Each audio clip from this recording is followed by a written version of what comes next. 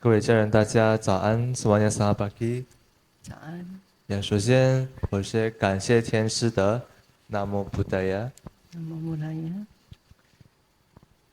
Pada hakikat hidup ini yang bikin hidup lebih bermakna. Tentunya berulang-ulang kali kita semua pernah mendengar atau membaca ratusan motivasi. Kita terlahir di kehidupan ini untuk bisa maju, sukses, bahagia, sehat, makmur, kaya, dan lain sebagainya. Sementara kita meninggalkan kehidupan yang tidak bagus ini, kita coba mendengarkan untuk belajar sendiri. Kenapa kita hidup susah? Kenapa sulit? Ya, ujung-ujungnya mengeluh dan kecewa. Untuk kedalaman topik, mari kita persilakan Ibu Sinta untuk bisa membahas topik hari ini secara lebih detail. Dipersilahkan. Namo Buddhaya, selamat pagi saudara sedharma yang terkasih. Total di dalam ceramah atau khotbah yang telah kita dengar, hampir semuanya memotivasi kita untuk hidup yang bagus. Life is good. Dan menjauhkan kita dari hidup yang tidak bagus. Life is bad. Dari dua kata di atas ini, kita jadikan dua kalimat. Satu, life is good. Kita mengerti ini adalah kehidupan yang bagus. Dua, life is bad. Dan yang kedua ini adalah kehidupan yang buruk. Topik hari ini, Ni zhi huo yi zhi atau YOLO, singkatan dari You Only Live Once, artinya kamu hanya hidup sekali. Episode pertama, Seng, dilahirkan, dan Seng Huo, kehidupan.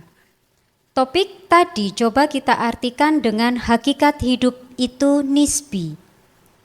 Teori Big Bang menjelaskan bahwa alam semesta yang kita kenal berasal dari titik tunggal dengan panas dan padat yang tak terhingga. Titik tunggal ini mengembang dan meregang dengan kecepatan yang tak terduga dalam 13,8 miliar tahun dan terus berkembang menjadi alam semesta yang kita kenal sekarang. Oleh Alexander Friedman, 1922, ahli fisika dari Rusia. Simak ini, bagaimana memaknai kehidupan ini sebagai anugerah dari Tuhan Yang Maha Esa atau Ming Ming Shangti. Terkadang kita tidak menyadari kehidupan ini adalah pemberiannya. Ya, hakikat kehidupan itu apa sih? Mari diperhatikan bahwa kehidupan kita ini, keberadaan ini adalah bersifat nisbi, relatif. Nisbi itu bisa diartikan bahwa keberadaan kita ini sesungguhnya adalah ketiadaan. Sebab yang ada itu hanyalah Tuhan Sang Pencipta atau Miming Sangti. Kita ini hanya bayang-bayang saja, kita tampil ada di dunia ini. Jangan salah diartikan ya. Ada, namun keberadaan kita ini tergantung padanya. Umpamanya kita beri contoh seperti kolong. Kolong itu adanya di bawah ranjang atau meja. Kolong ada tidak? Ada. Ya. Di mana adanya? Hakikatnya yang ada itu kolong atau ranjangnya. Ketika ranjangnya dipindah atau dibongkar, kolongnya pergi kemana? Jadi nisbi itu adanya kolong karena ranjangnya terpasang.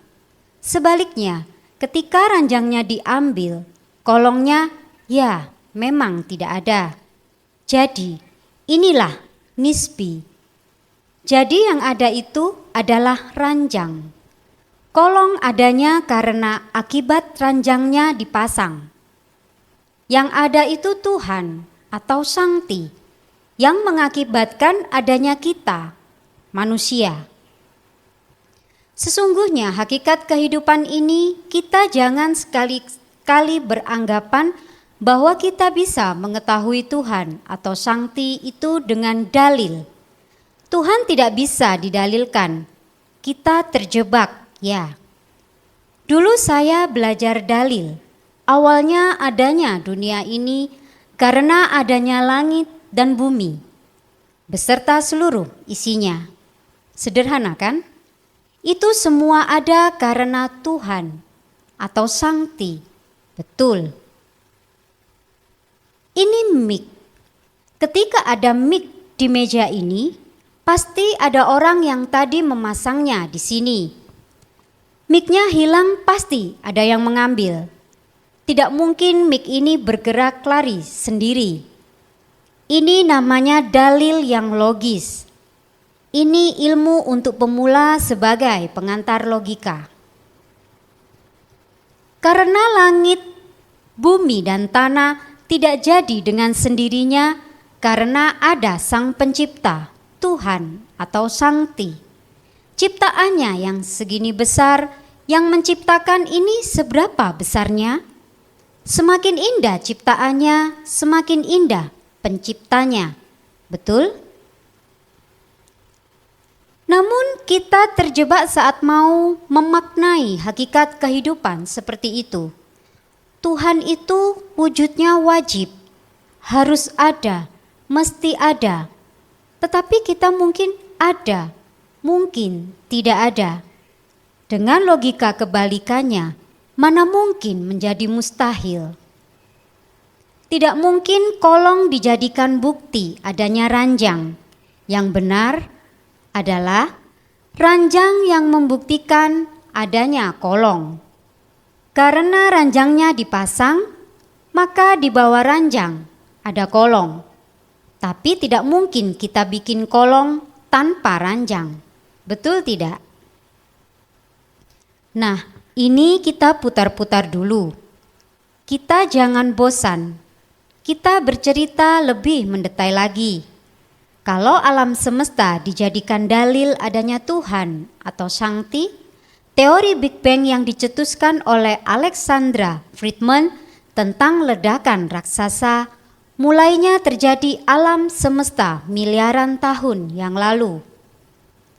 Lalu, jadi tata surya kita ini setelah matahari, setelah bumi kita ini, setelah adanya udara, air, ada tanaman, baru 1 miliar tahunlah bahwa bumi ini dikatakan layak untuk ditempati oleh manusia.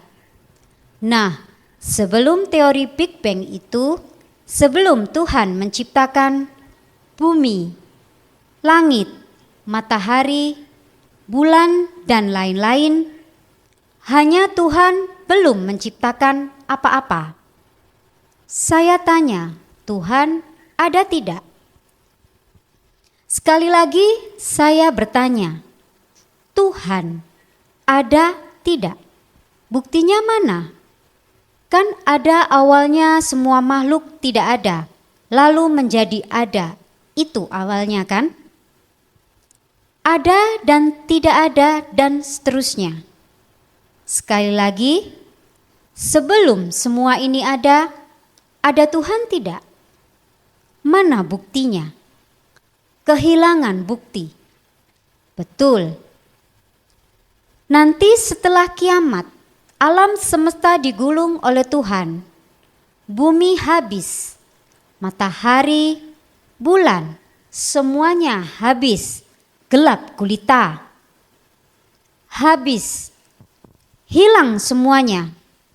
Tuhan mengatakan siapa yang menjadi raja perkasa yang memiliki ini semuanya? Hanya dialah satu-satunya. Setelah habis semuanya, engkau ditanya oleh para dewa, jika kamu percaya ada Tuhan atau Sangti, masih percaya? Buktinya mana?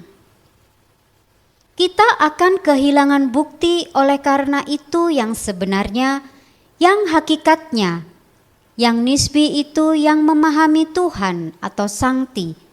bukan logika kita. Titik. Tetapi rasa kita, saya rasakan Tuhan atau Sangti dalam rasa, ini logika saya. Jadi kalau engkau ditanya oleh para dewa, masih percaya Tuhan atau Sangti? Percaya.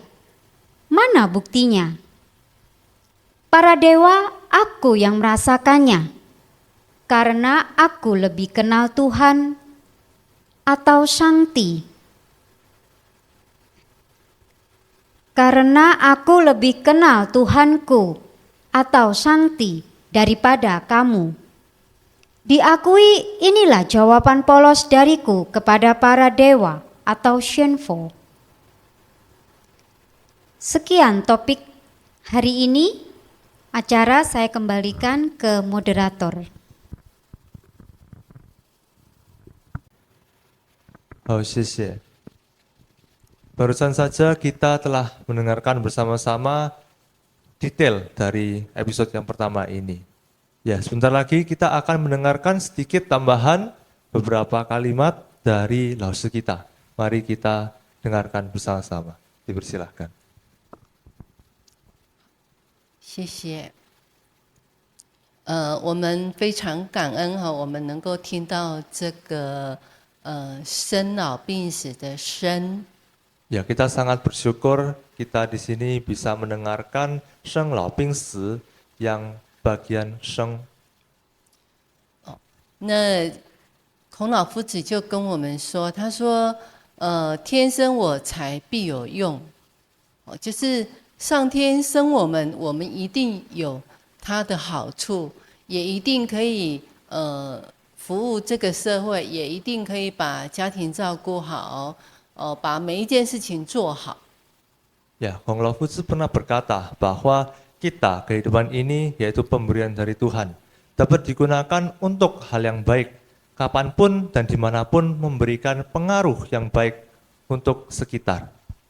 所以我们才需要来学习。 Ya, maka dari itu kita terus ya untuk melakukan belajar, kita selalu dan tekun memupuk ilmu. 所以孔老夫子就说，就是说，他把人在学习分了好几个层次，分4个层次。 Kong Lao Fu Tzu sendiri membagikan ke 4 tingkat ya perbedaan dari setiap orang dalam proses belajar. 第一个就是你生来的时候，你就知道，这个就属于第一最好的，就是你一生下来什么时候知道，不用去，就是什么事你都可以了若指掌。 Ya, yang pertama yaitu setelah lahir ya, ia mengetahui apa yang harus dilakukan, ia mempelajari cara untuk berkomunikasi, menjalankan hubungan, dan lain-lainnya. 第二种就是经过学习了以后，他才知道。 Ya, yang kedua yaitu setelah dia memasuki masa pembelajaran, ia baru mengetahuinya. 第三个就是你遇到困难的时候才要去学习。 Lalu yang ketiga yaitu setelah bertemu ya, ketemu dengan kesusahan, ia baru mulai untuk belajar. 那第四个就是最不好的，就是遇到困难还不要去学习。 Lalu yang keempat, yang terakhir yaitu yang kurang baik, yaitu meskipun telah berhadapan dan mengetahui kesusahan yang ada, tapi orang itu masih tidak mau belajar. 所以孔老夫子他就说：“我不是生下来就知道，我是属于第二种，就是经过学习才知道的。” Kong Lao Fu Tzu sendiri bilang, ia adalah tipe yang kedua, bukan berarti dia setelah lahir ia sudah mengetahui semua yang ada, semua ilmu yang ada. Jadi ia adalah bentuk yang kedua, yaitu setelah ia masuk ke masa belajar, ia mulai mempelajari apa yang harus dipelajari di kehidupan ini. 所以我们现在的学习，你是可以突破困难，然后增加智慧，又可以去辅导别人、帮助别人，可以帮别人解决一些疑惑。 Ya, sekarang kita dalam proses belajar berarti kita belajar untuk bisa menghadapi semua kesusahan. dan juga kita juga bisa membantu orang lain untuk menyelesaikan masalah mereka juga. 所以我们要利用上天只给我们活这一次，要把你活得更好、更有价值。 Ya, maka dari itu kita diberikan suatu kesempatan yang bagus ini untuk bisa menjalankan kehidupan ini, kita bisa belajar banyak hal, membantu orang lain, meningkatkan kearifan kita dan meningkatkan kualitas hidup kita.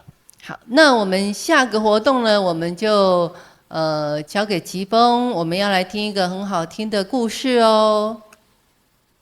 Ya, 谢谢. Ya, sebentar lagi kita akan memasuki ke cerita Dharma Sejati. Ya, mari kita bersama-sama simak sebuah cerita Dharma Sejati tentang orang susah yang menjadi terbaik di antara orang yang susah. Ya, mari kita dengar bersama-sama mendengarkan cerita Dharma Sejati ini yang akan langsung dibabarkan oleh Ibu Sinta. Dipersilahkan. 谢谢. Cerita Dharma Sejati hari ini berjudul Orang yang susah belum tentu orang yang susah. Dialah yang terbaik di antara orang-orang yang susah. Suatu ketika ada seorang pengusaha. Dia merasakan di dalam kehidupannya adalah sangat kurang beruntung. Rezeki telat tiba. Kesulitan dirasakan terus bertambah. Pada akhirnya, dia mengeluh, terus-menerus mengeluh. Persoalan yang sebenarnya keliru pun selalu dia bawa ke narasi atau penyampaian berita bahwa dialah yang benar. Dia dijebak oleh seseorang, dia dicelakai orang, dia difitnah, dan seterusnya. Dia selalu dirugikan. Intinya, dia hendak mewartakan dia yang termulia, namun beritanya merupakan opposite news, hidit, atau keterbalikan warta yang diberitakan. Tatkala keadaan ini terjadi, masih ada untungnya. Nah, di sini masih ada kata untungnya. Sekali lagi, dia masih ingat pergi ke rumah Tuhan atau wihara. Sesampainya di wihara, kebetulan pada saat itu di wihara Taiwan, dia melihat banyak sekali orang melakukan puja bakti. Ada yang melihat nasib melalui pakwa untuk menanyakan berbagai kesulitan yang dialaminya. Orang ini pun antri untuk melihat pakwa atas dirinya. Apa yang terjadi setelah suhu yang ahli pakwa itu menjelaskan tentang dirinya? Hasilnya teramat jelek. Dia renungkan sejenak, sedikit mengumpat. Tuhan atau Sangti, kenapa hidupku disulitkan? Karena kelelahan, si pengusaha tadi pun tertidur di wihara tersebut. Pencerahan cerita ini dimulai. Orang ini bermimpi didatangi dewa keberuntungan atau Cai Senye. Dewa keberuntungan berbicara kepadanya. Anda tuliskan 10 kesulitan Anda di kertas. Ternyata pada saat di wihara itu juga ada 9 orang lainnya yang juga suka mengeluh dan mengumpat atas kehidupan mereka yang tidak bagus-bagus amat. Maka Total mereka 10 orang yang didatangi oleh dewa keberuntungan, dan masing-masing disuruh dewa keberuntungan menulis masing-masing 10 kesulitan yang mereka alami di atas kertas masing-masing.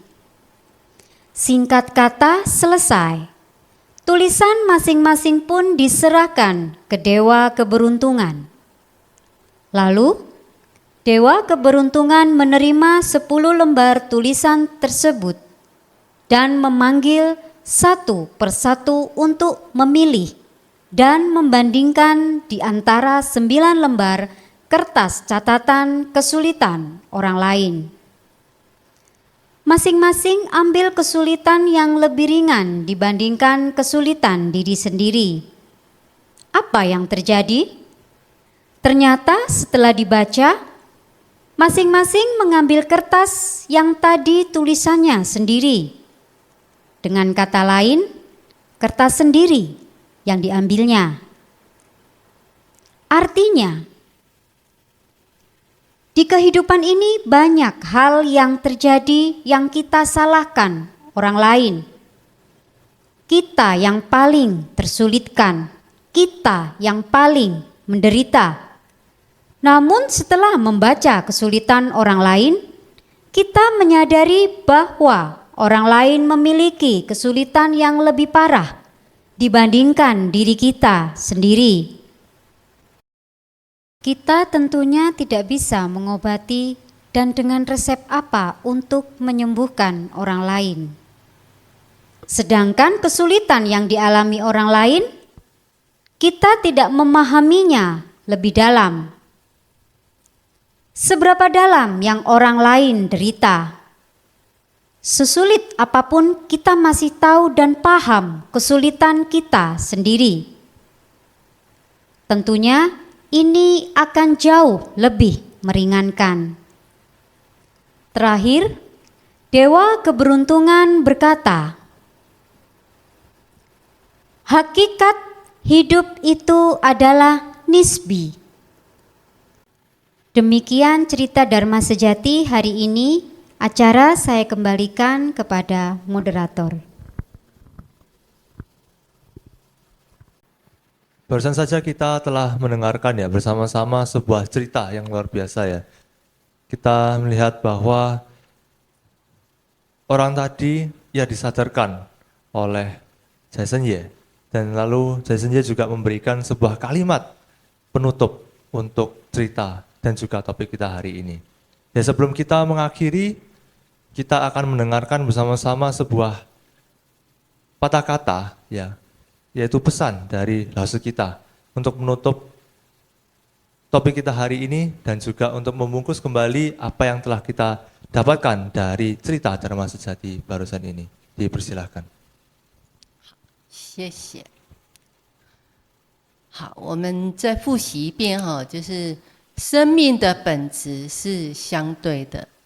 好，其实我们的生命就是上天赐给我们的。哦，这个色身是妈妈赐给我们的，可是这个灵就是从上帝赐给我们的。 Ya, kita review sekali lagi ya, yaitu hakikat hidup itu adalah nisbi ya. 生命的本质是相对的. Ya, kita tahu bahwa kehidupan ini adalah pemberian dari Tuhan.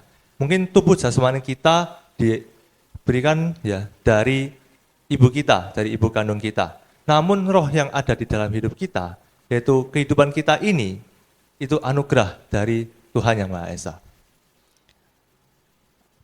以前这些圣人就有讲过一句话，他说：“你现在的生活就是你以前，哦，就是你的以前所写下的剧本，那你只是这个剧本里面的主角。所以这个主角就是上天给你这个机会，要把这个主角能够做好，能够改好。” 能够发挥上天给你这个生命它的本质，把它善用好。 Ya, orang suci zaman dulu pernah berkata bahwa kehidupan kita sekarang adalah hasil dari kehidupan kita sebelumnya. apa yang kita telah perbuat, apa yang kita sudah tanamkan, dan hasilnya adalah di kehidupan sekarang ini. Kehidupan sekarang ini adalah sebuah kesempatan yang diberikan oleh Tuhan juga untuk bisa masing-masing dari kita untuk bisa mengoreksi apa yang kurang maksimal. Mungkin di kehidupan sebelumnya ada sebuah kekurangan apa atau telah melakukan kesalahan apa. Maka di kesempatan kali ini kita bisa koreksi kembali dan menjadi manusia dan juga pribadi yang lebih baik lagi. 所以遇到问题不要去埋怨，不要去埋怨，因为这个就是生病的本质，本来就是相对的嘛。就是以前我们有做过这个事情，那现在会遇到这个事情，所以我们现在只需要好好的修，这个命运就会改变。命当然我们不能够改，可是我们在学习的过程当中，就是不要做错事情。就是在改你的运，那当然就补你的命啊。Ya, maka dari itu saat kita berhadapan dengan kesusahan apapun, kita tidak boleh mengumpat atau mengeluh. Karena apa yang kita telah dapatkan sekarang adalah hasil dari kehidupan kita sebelumnya. Tapi tidak berarti kita tidak bisa mengganti atau merubah nasib kita. Dalam kesempatan kehidupan ini, kita bisa melakukan hal-hal yang baik untuk juga bisa mengganti dan memperbaiki nasib kita. 那不管我们这次的剧本是怎么样，那我们总是不管是好还是坏，我们就把这个剧本这里面的主角演好，学习，经过学习能够改变自己的命运。 Ya, kita tidak melihat ya hakikat hidup kita di kali ini baik atau buruk. Namun di kesempatan kali ini kita harus terus belajar. Maka dari itu kalau misalnya ada kekurangan atau hal-hal yang buruk, unsur-unsur yang buruk, dengan belajar ini kita dapat mengubahnya menjadi lebih baik. Dan pada akhirnya kita juga bisa memperbaiki nasib kita. 那我们来学习，就是要交代我们我们就是要怀着一颗感恩的心来度过这个一生要学习不要停不要停止其实宗教就是在教我们这些道德道德伦理希望我们学了这些道德伦理以后能够把它善用。 Ya, maka dari itu jalani kehidupan ini dengan penuh rasa syukur. Belajar terus-menerus tanpa adanya henti. Jangan mengumpat yang akhirnya akan mengecewakan dan kita akan kecewa dengan sendirinya. Agama itu budi pekerti dan maka dari itu kita harus memanfaatkan kesempatan ini untuk terus melakukan kebajikan dan juga kebenaran. 因为道德是我们做人的品格教育，道德是我们做人的基本道德，所以为什么说我们学习不可以停止要用一颗感恩的心，不断的学习，不断的学习，这样我们才能够突破困难，能够再把这个剧本写得更精彩。 Ya, karena kebenaran, kebaikan adalah pondasi dari kehidupan kita. Maka dari itu kita terus belajar dan bisa menghadapi setiap kesusahan. Tidak berarti ada kesusahan kita lalu berhenti. Setiap kesusahan kita terus belajar, meningkatkan kualitas hidup kita, maka dari itu kita sendiri bisa menjadi lebih baik dan lebih sempurna. 好，那这边呢，我们就帮各位家人做了3个就是审视学习的问题，3个问题Ya, di sini kita memasuki ke poin belajarlah sendiri yang kita rangkum menjadi 3 pertanyaan yang bisa kita tanyakan ke diri kita masing-masing untuk introspeksi. 第一就是你为何要生为人？那我们为何我们做了人要怎么去做人？然后你之前去过哪里？接下来你要去哪里？ Yang pertama, yaitu mengapa Anda terlahir sebagai manusia? Lalu untuk apa kita terlahir sebagai manusia? Lalu dari mana Anda sebelumnya dan juga hendak kemana setelahnya? 第二个就是你要怎么生活才能够活出你的尊严，才能够活出你的这个谦虚的心，怜悯的心，慈悲的心，仁爱的心。 Pertanyaan kedua, apa yang dapat Anda lakukan untuk menunjukkan kerendahan hati dan kemurahan di dalam hidup ini? 第三个问题就是你在你的人生旅途当中，你要播种多少这个善的种子，在每一个人的心目中成长。唯有就是你有散播了，你才会感到说，你生命的美好。 Lalu yang terakhir, pertanyaan ketiga, taburlah sebanyak mungkin benih kebaikan di sepanjang perjalanan hidup Anda. Maka indahnya kehidupan akan Anda rasakan ketika benih itu tumbuh di hati setiap orang. 好，那这三个问题，我们就要回去好好的审思，好好的思考，思考完我们要好好的去善用。你只活这一次。 Ya, ketiga pertanyaan ini kita bisa pikirkan, kita bisa renungkan dengan baik-baik menjadi sebuah bahan untuk introspeksi kita masing-masing. Maka dari itu kita bisa memahami arti dari kehidupan ini dan jangan lupa kita hanya hidup sekali, maka dari itu kita harus bisa melakukan dan juga memanfaatkan kesempatan satu-satunya ini untuk menjadi orang yang lebih baik dan lebih sempurna lagi. 好好的生活，把你的生活活出这个色彩，活出这个色彩，把这个剧本改写了。可能这个剧本是不好的，可是你把它改写，写得更好。 Ya, maka dari itu hakikat hidup ini kalau misalnya ada kekurangan, ada unsur-unsur yang kurang maksimal, maka kita bisa gantikan, kita bisa rubah, kita bisa tobatkan menjadi yang lebih baik. Maka dari itu hidup kita akan menjadi lebih berwarna. 好，那下个活动我们就请奇峰来带领我们祈祷，能够让我们顺顺利利。 Ya, 谢谢. Sebelum kita membacakan bersama-sama sabda syair kearifan, kita akan menutup pertemuan kita dengan berdoa bersama. Ya, untuk berdoa bersama, Jose akan memulai beberapa patah kata, lalu kita semua di sini bisa mengikutinya. Ya, doa mulai. Ya Tuhan, Ya Tuhan, para dewa-dewi, para dewa-dewi, 仙佛慈悲, 仙佛慈悲， terima kasih Tuhan, terima kasih Tuhan, mampukan kami mampukan kami untuk mengerti untuk mengerti tentang kehidupan tentang kehidupan yang telah kami jalani ini. yang telah kami jalani ini. Jiwa yang damai Jiwa yang damai datang dari kehidupan datang dari kehidupan yang tenang dan selalu bersyukur. yang tenang dan selalu bersyukur. Sempurnakanlah Sempurnakanlah setiap langkah kita. setiap langkah kita. Terpujilah Sang Guru Maha Agung, Terpujilah Sang Guru Maha Agung, Bodhisattva Siddhartha Gautama.